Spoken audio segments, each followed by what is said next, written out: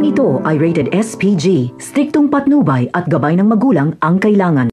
Hindi mapigilan ni Olga ang pagtulo ng kanyang luha habang nakikitang masaya si Bubbles noong makapiling nito ang kanyang lola at mga kaibigan.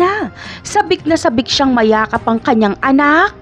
Pero ni magpakita dito ay hindi magawa ni Olga.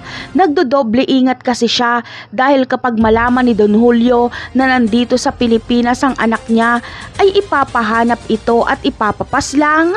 Malas kasi ang tingin ni Don Julio sa anak na babae.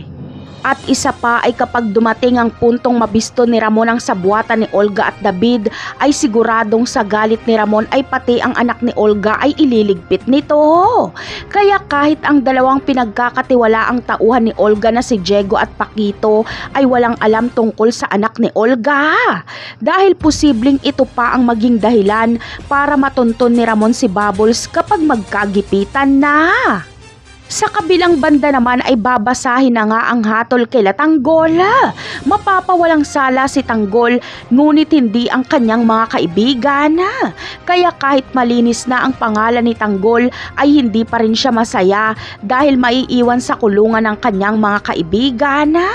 Pero plano ni Tanggol na magpayaman para matulungan niya ang kanyang mga barkada na mapalaya. Samantala, masayang-masaya naman si Marites na makakalaya na si Tanggol. Pero kabaliktaran ang mararamdaman ni Rigor dahil malulungkot siya at maiinis. Si Tanggol ang kanyang pagbubuntungan ng galit kung bakit naging ganon ang hatol ng korte. Hindi niya matanggap na sa kabila ng kanyang pagsisikap na mabulok si Tanggol sa kulungan ay napawalang sala pa ito.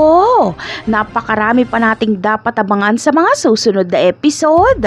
Paalam!